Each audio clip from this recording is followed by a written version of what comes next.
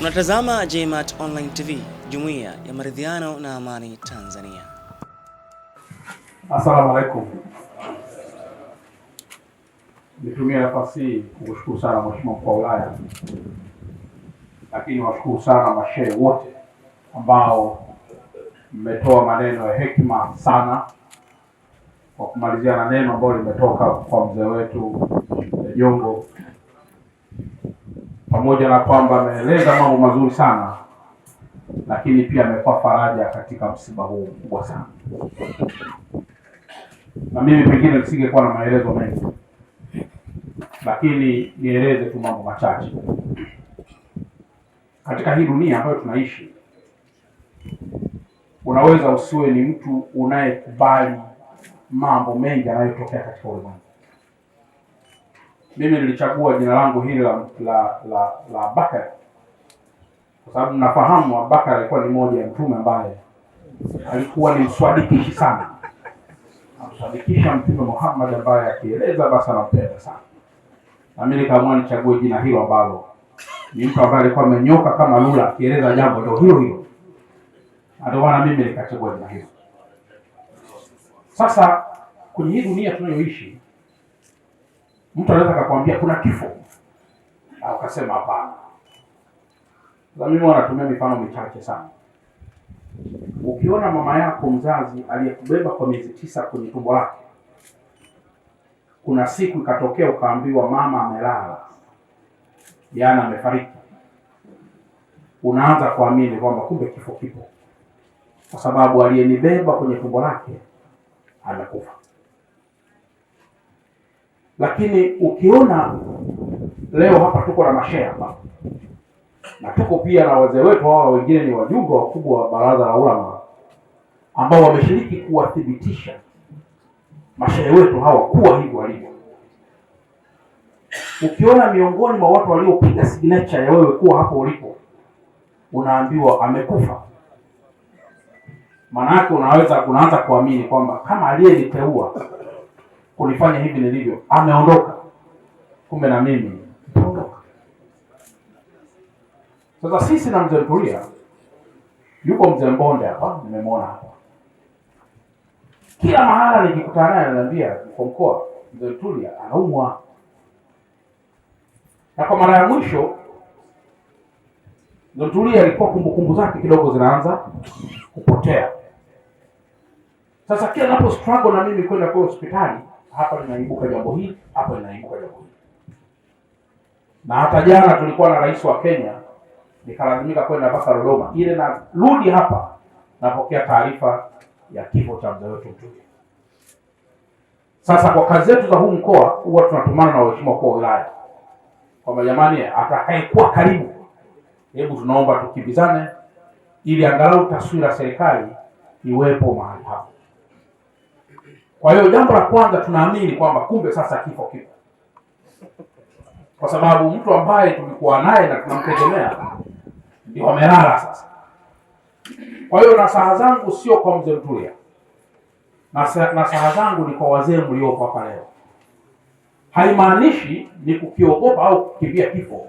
Kama mzee wangu Matata aliambiwa kwamba amebaki peke yake, niliona kama mmetaka kuruka kwa sababu kwamba sasa kinachofuata ndiye. Lakini anaweza kaondoka mtoto mdogo sana na wewe ukaanza hapo hapo ulipo.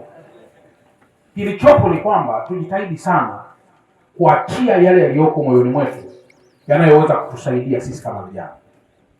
Mzee Tulia siku moja akaniambia, "Anasema Chalamila, nyinyi ni vijana, jitahidini sana kuwa na busara."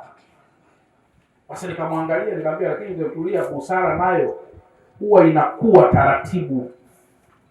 Sasa ndio hata kama taratibu jitahidini. Nikamwambia, wewe mzee, kwa sasa una busara sana kwa sababu umeshaona mengi. Kwa sababu kiukweli kama umemzaa mtoto ana miaka 2 afu ghafla ameanza na busara, unaweza pia kumkimbia hata kama ni mwanao. Unaweza kusema huyu nimemzaa nani? Hiyo Muhammad mwenyewe ndio huyu au nani? Yaani katoto kana miaka 2 bado anachelewa kurudi, kana kukalisha, anasema hivi huoni aibu kurudi saa 2? Nadhani unaweza kaamua moja kwa moja ukakimbia na kaita mashehe wakubwa waje wapige dua kwamba hiki ni nini tena. Lakini ukiona amechukua TV kabamiza huko, anasema huyu ndio mtoto mwenyewe. Kwa busara inakuwa nayo. Yaani kuna umri unasema hapa sawa sawa. Hapa kweli busara. Ndio maana mtoto anamwambia bwana achana na mapenzi mabaya kabisa. Lakini kuna muda wanasema bwana naombeni mchango mwanangu anaoa. Maanake nini? Kwamba kila jambo huja kwa kukua kwa wakati.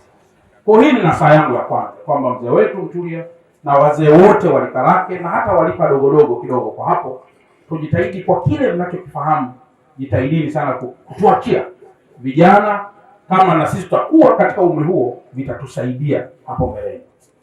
Leo asubuhi nimetoka mahali kusuluhisha mgogoro wa kifamilia.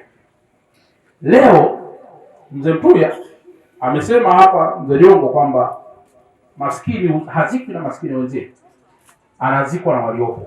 Hata tajiri ni hivyo. Kilichopo ni kwamba ingelikuwa mzee Mtulia ni tajiri mkubwa, na kwa ngozi hii nyeusi tulionayo kwenye huu msiba tuliopo hapa muda huu, kungekuwa kuna kikundi cha familia au kingine kiko pembeni kinachojadili namna gani kitasambaratisha mali ya aliyekufa. Dar es Salaam kwa wakati huu kumekuwa kuna migogoro mikubwa ambayo mtu anatamani utoweke ili zile mali wagawane. Sasa naombeni sana mnapokuwa katika masjid zetu au mnapokuwa kwenye misikiti yetu, mnapokuwa kwenye taasisi zetu, tujitahidi sana kuswali kwa roho hizi chafu ambazo leo hii anayeogopwa katika mazingira ya kawaida ya kiuongozi sio tapeli kutoka nje, bali ni roho zilizopo ndani ya familia moja. Na hii inatokea mara baada tu ya baba kufariki, na hasa kama Mungu alimpa neema akawa na mali. Kwa hiyo nimeona nitoe hizi nasaha kwa sababu watoto leo wako hapa. Mmoja amesoma hapa, amesoma Hosea, amesoma Wasifu. Tujitahidi sana. Huwa ni aibu kubwa baba katika umri huu wa miaka karibu 90 anaondoka. Sisi tunaona kabisa kwamba hiki ni kifo chenye neema ya Mungu mwenyewe. Halafu huku tunakuja kuambiwa watoto wa mzee Mtulia wapo kwa mkuu wa wilaya, wanasuluhishana, wanasema nyumba hii iwe yangu au nyumba hii iwe ya kwako. Hiyo itakuwa ni aibu, kwa sababu itakuwa tunaaibisha hata mwenzetu ambaye ameitwa leo, lakini katika umri ambao una heshima kubwa sana. Unajua mtu ukifa chini ya miaka 70, hiyo ni premature death. Ni kifo kabla ya matakwa ya Mungu, ambacho wakati fulani unaweza kaenda kule Mungu naye akawa anatambulishwa.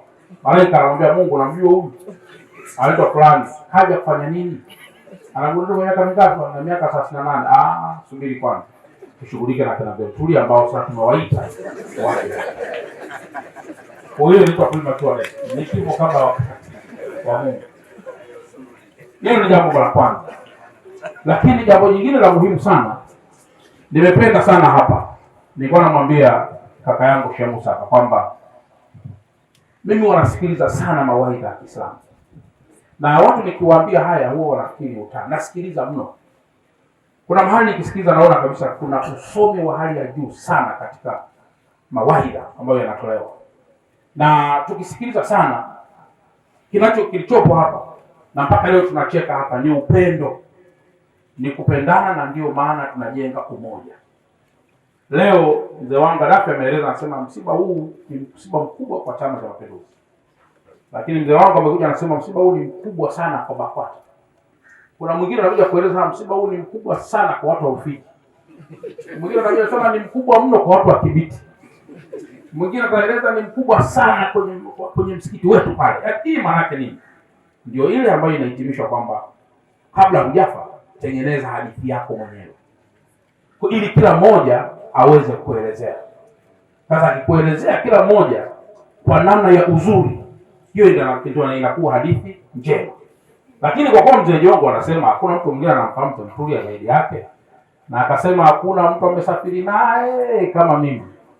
Sasa huko nako haya ambayo mzee Jongo alikuwa naye na mzee Mtulia hajaandikwa kwenye Wasifu, na nayo ana hadithi yake. Kwa hiyo mzee Jongo bovu kama mnatembea naye sana na nini. Basi kama kuna jamaa kengine mahali popote kanaitwa kamtulia kadogo konesha. Asalamu alaykum wa rahmatullahi ta'ala wa barakatuh.